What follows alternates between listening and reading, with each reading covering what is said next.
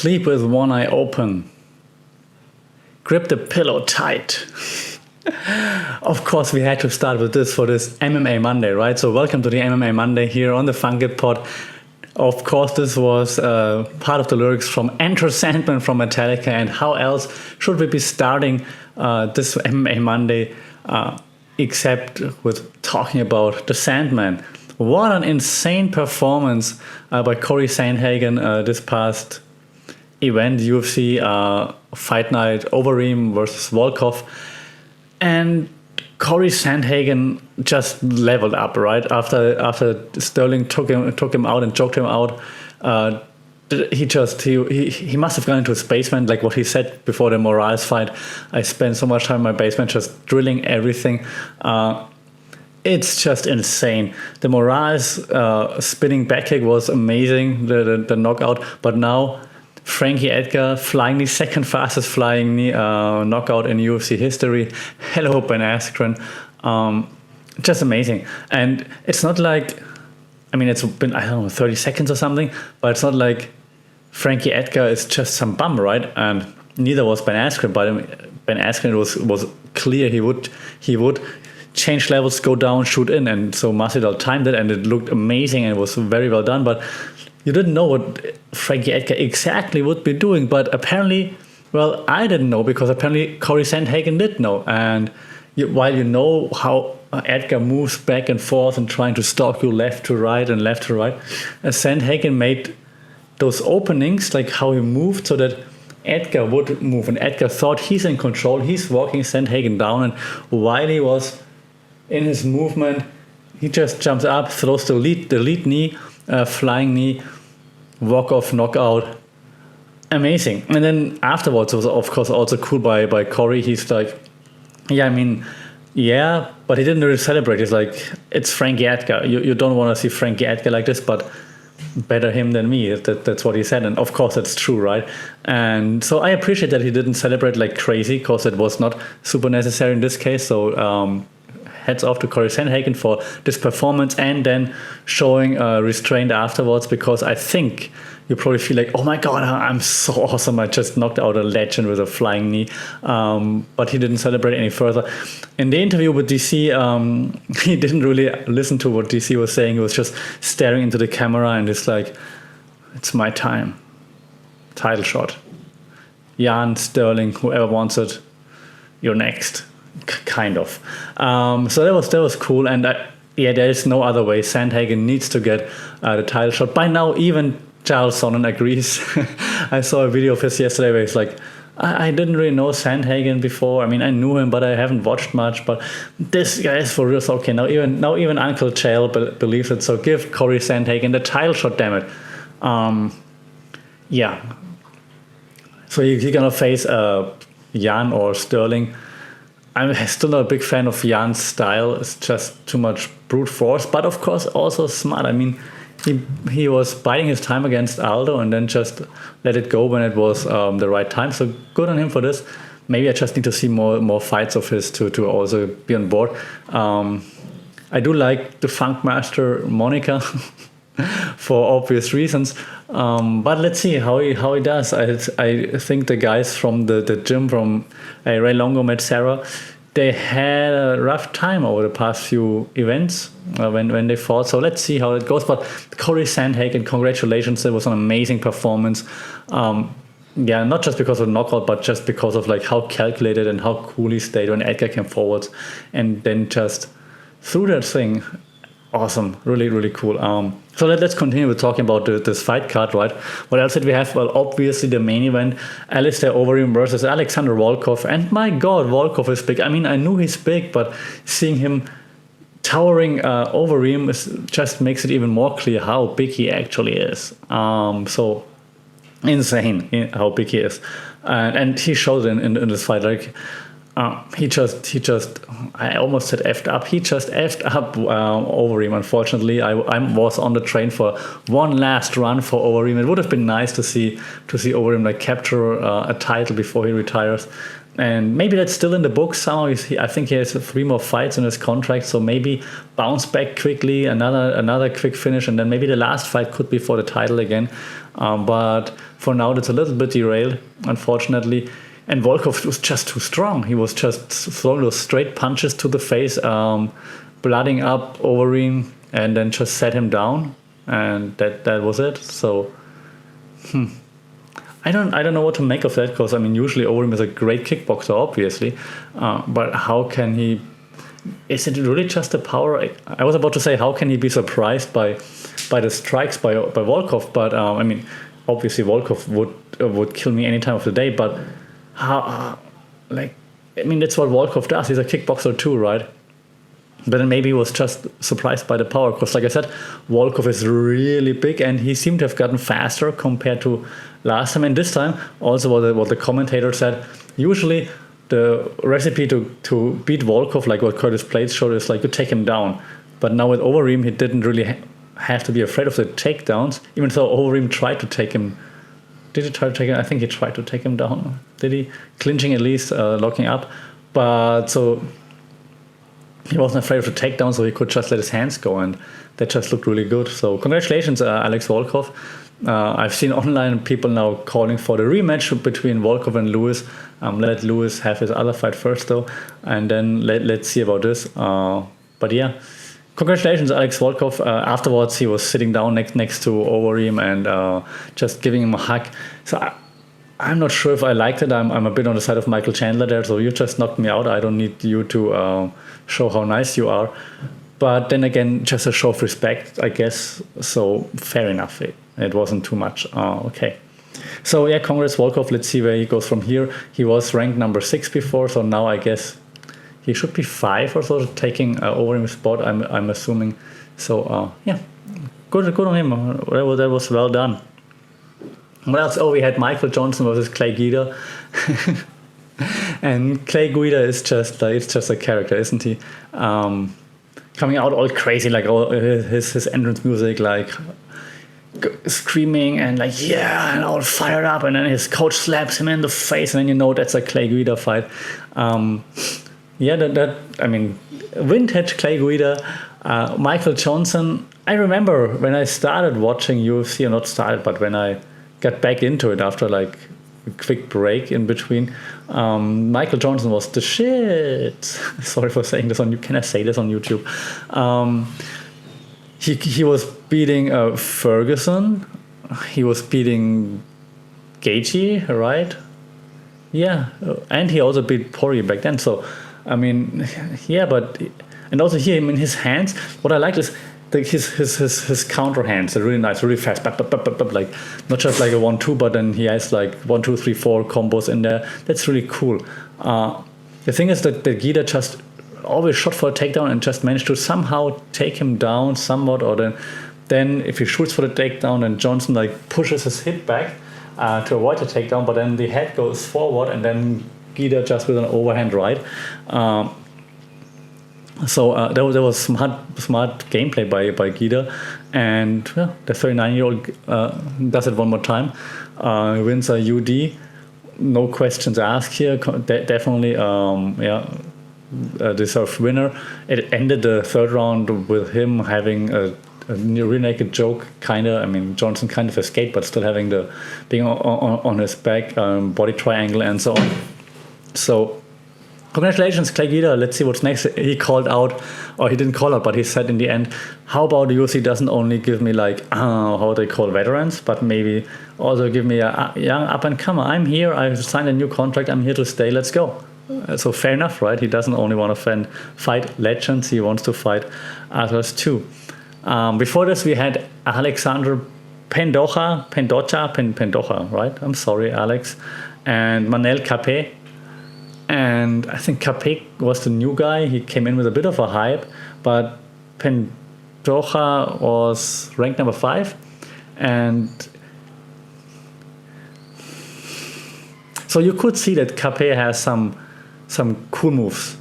But the thing was, he was only relying on those cool, flashy moves. He was waiting for Pendoja to throw something stupid and then to do like a highlight reel knockout or something. he was bouncing back and forth and left and right, and like in a video game, like he was doing the Wonder Boy stance but without being effective. Like Wonder Boy's bouncing, but then he also throws stuff to actually hurt his opponent. Capet was just like bouncing, trying to give Pantoja looks, but Pantoja didn't bite. He was like Muay Thai stance, like stoic, and just like, yeah, you do your stuff, whatever. I'm gonna throw my kicks right now. And then he just threw more, and that's enough to win. This case was because Capet didn't throw anything. It was really annoying. You're like, hey, I believe you, man. I think you got some flashy styles there, so let's just do something. But he didn't end up doing much. So then, UD for Pantoja, because he was just busy. He was just throwing stuff, and Capet wasn't throwing anything. And then Capet, I hope I pronounced it correctly again, Capet at the end was all agitated, like, what, how, I won. No, you didn't. You didn't throw anything.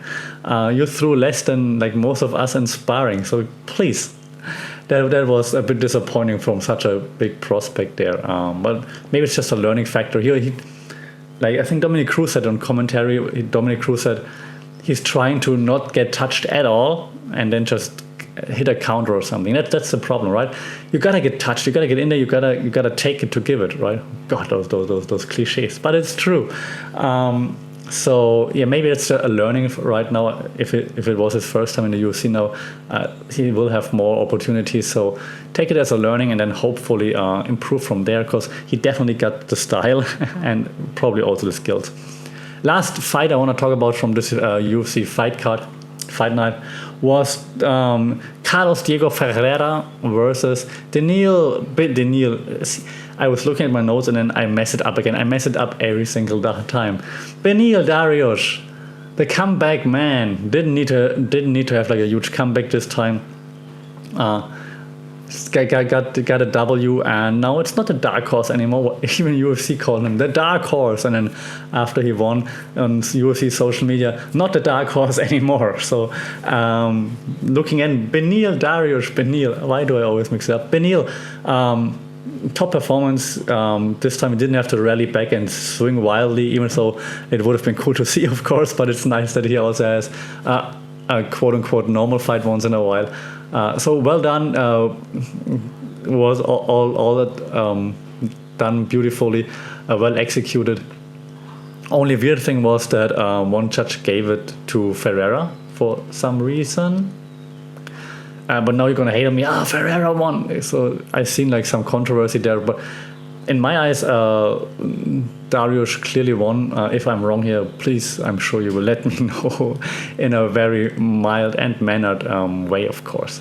But it was cool. Congratulations, Beneil, and he's now off to the races again, I think. So he's coming into his own again a little bit later in his career now. That's cool to see. Nice. What else did we have? We had, of course, there's not 1 week that passes without some CSO on social media. Champ shit only by Tony Ferguson, of course. So Tony Ferguson, what did he do this week? First, I think he called out Nate Diaz, which upon hearing this, you're like, yeah, why not? Why did this take so long, right? Like, why didn't you guys fight before? He said he doesn't care, 155, 170, whatever. Because Diaz said he's not going to go back down to 155. And then I think Ferguson didn't respond directly, but it was just like, I fight wherever. This would be an amazing fight. I'm all in for this. Like, Diaz is nowhere near the title right now. Shouldn't be. Ferguson, unfortunately, also not after his last 2 losses. So let's do it. Ferguson, Diaz, it's going to be just pure violence. That's going to be amazing. And the trash talk, oh my god, yes, I want all that. Diaz versus Ferguson, make it happen. I don't care about McGregor anymore. Diaz, Ferguson, I want to see that. That would be cool. And then, of course, Tony Ferguson, once he's on fire, he also told Justin Gaethje and Dustin Poirier that they didn't finish it.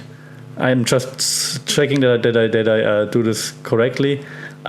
He says, F you guys, you didn't finish shit.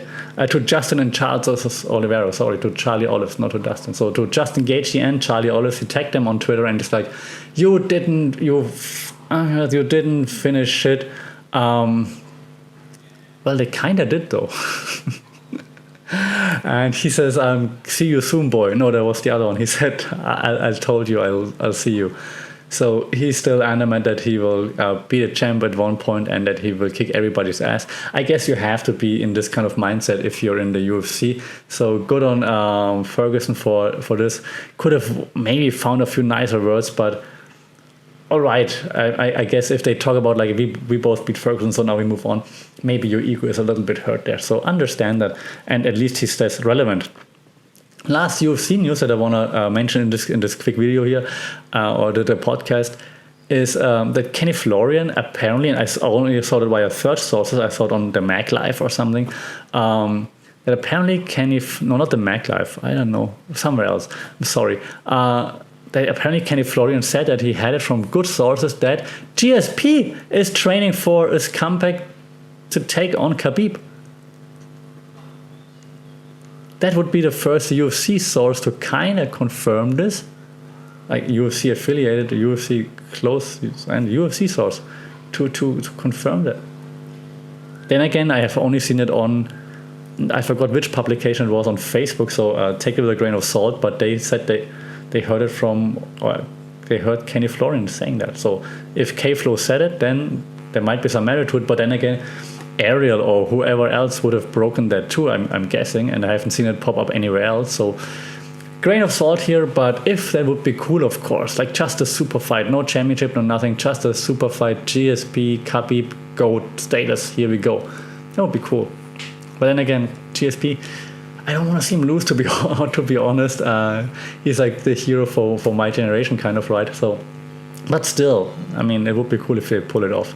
Okay, enough UFC. The other things happened too over this past weekend, and you see me smiling because BKFC was in the house again. Bare Knuckle Fighting Championship, and first the positive thing. Actually, it was all positive. What am I saying? BKFC was just amazing. So much fun to watch. Chris Lieben had his last fight, and before he retired afterwards. Left his proverbial gloves in the round ring, and well, he won with a Chris Lieben performance, throwing wild. We went at it, set his opponent down, and then that was it. That was nice. Congratulations, Chris Lieben. That's how you want to end your career, right? With a big victory. Nice. So good job. Like, last impression is knocking a dude out and then just walking off into the sunset, even if it's BKFC. But good job. So that was cool. It was nice to see. Legend of the sport. Nice. Then the debut of the Bare Knuckle Fighting Championship for Paige Van Zandt. PVC in the house versus Britain Hart.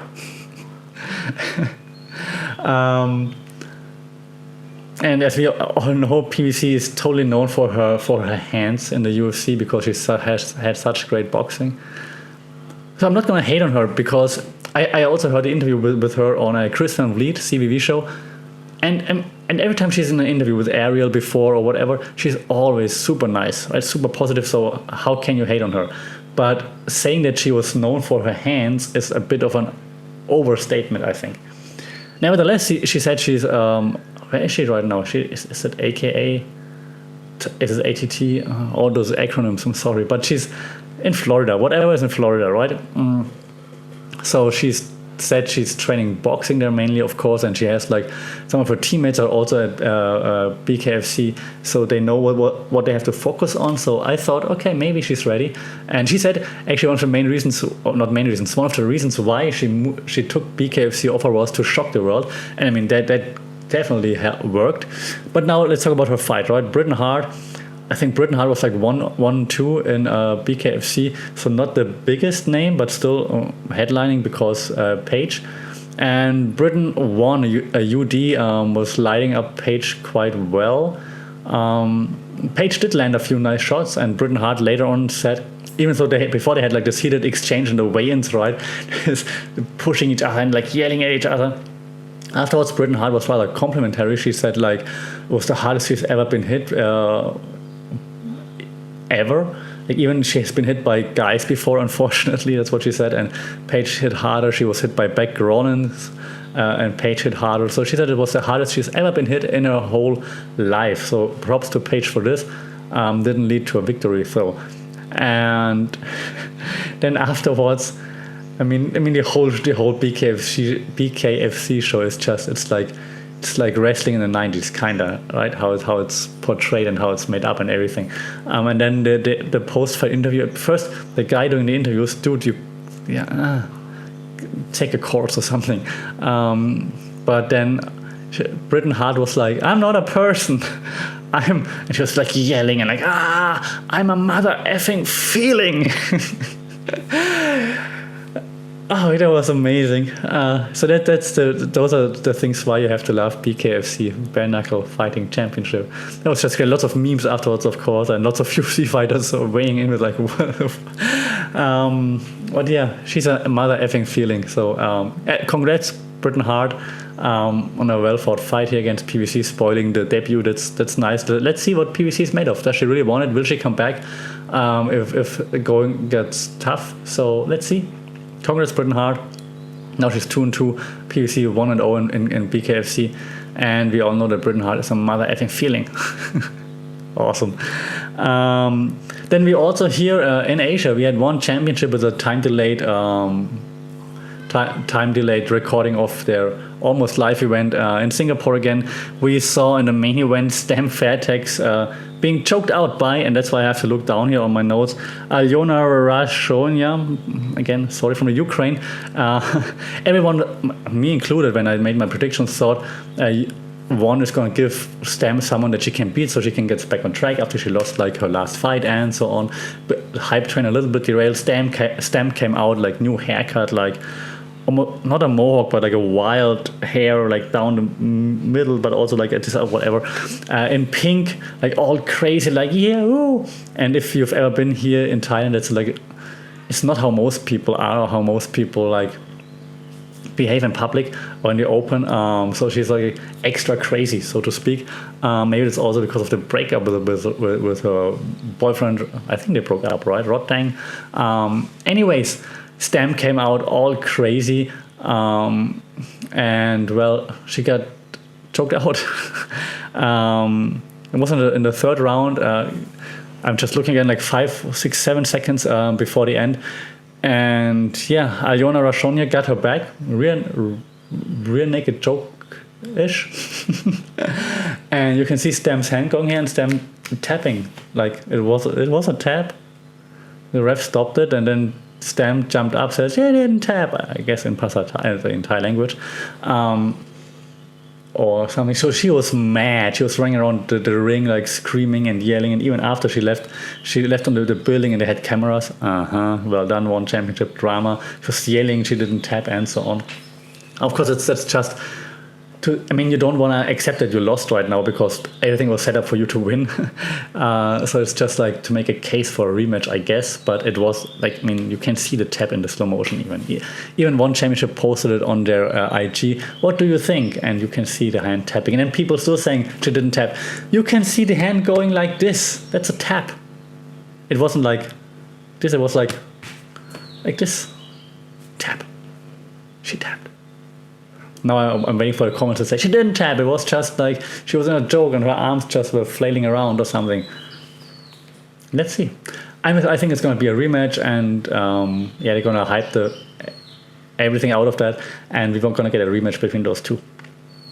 We then also had Fabricio Andrade versus Shoko Sato. UD Andrade was just like too fast and like just moving around nicely, and clearly the winner there, what I predicted, of course. So good on him. My man then also lost. Like I told you, like Robin Catalan is like kind of like the gatekeeper right now in One Championship, and I picked him because out of sympathy. But yeah, unfortunately, they didn't really help much. RNC round 1, Ryoto Sawada choking him out. Man, Robin, I picked you. I'm sorry for him. I'm also my main man in this match. The match got scrapped. I think I don't really know why. Hansi Hao, that I was looking forward to, wasn't on the card anymore. So that was sad. What else do we have? We have Ahmed Mujaba defeating Raul Raju, knockout round 1. Completely mistaken. I thought Raul Raju, the last time I saw him, he didn't look bad. I thought he might build up on this, but apparently Ahmed Mujaba did his thing and knocked him out. So Yeah, that was a clean shot. Can't complain. There was no early stoppage, no nothing. A clean shot, followed him down. Yeah, congratulations. And there was one championship. There's another one championship coming up. Predictions coming soon on the website and also via video and podcast, of course. But I think that's it for now because we're already almost at 26 minutes. Keeping it a bit shorter now, so to not talk too much about MMA and to not get too agitated. But that was fun. And of course now the next UFC pay-per-view is coming closer again. So that should be fun. I'm really looking forward to the next few fights. Even so, I don't think the Usman versus Burns card is that stacked, but maybe it doesn't need to be that stacked. So should still be a fun fight. We'll talk about this soon. Let me know what you think. How did you like the fights? What do you think where those guys are going from right now? What's happening to Overeem? What's happening to Volkov? Title shot soon. Sandhagen definitely title shot, right? There's no other way. What's going to happen with Frankie Edgar right now? Should he hang it? But you don't want to see Edgar hanging up on a loss. You want to see Edgar have like one last go. So many questions. Clay Guida, what is he gonna do? Oh God, Darius, where are they going? What's gonna happen? Patron send. Let me know your thoughts. As always, thanks for being with me. Take care, and I'll see you soon. So now I stopped the recording. Then I realized, oh my God, you forgot the main news of the past week. Stephen A. Smith coming out saying he doesn't want to see women fight in the octagon in such a, whatever he called it, the sport, like in a violent sport with fighting and stuff. He doesn't want to see women punch each other in the face. My man, Stephen A. Smith, still stuck in the 18th century. Isn't that nice? Cue video of Stephen A. Smith hitting pads. Lots of female fighters called him out for that BS, of course, and were like complaining and so on. But the best response was Angela Overkill Hill, UFC fighter. she shot a video with one of her coaches where they did like, they imitated how Stephen A. punches, like, because in this video where he hit like the pads in a hotel room, he punched really low and really high. And then her coach maybe like punched like really low and like really high, like this, I don't know, movie uppercut or something. And she did it wrong because she did it like actual fighting style, and he's like, no, you have to like hit lower. You try to hit the kneecap so that you avoid getting kicked. And she's like, oh yeah, that makes sense. So then she tried to hit the kneecap, and then when you hit the uppercut, you have to like turn your head all the way for more power. And she's like, yeah, of course, that makes sense. And you also like have to rotate your body so that when you're at the outside, you can block the incoming kick. Like, her coach was the hero of this whole thing. I love this. That was amazing how he found reasons to explain why Stephen A. does what he does and trying to teach Angela Hill. That was cool. So yeah, I mean, being angry, being mad doesn't really help, right? So I think Angela Hill's response was just perfect, just showing like how stupid Stephen A. Smith sounds and like that he really doesn't have a clue about all things MMA. Okay, that's it for today. So let me know what you think about Stephen A.'s comments. Take care, and I'll see you soon.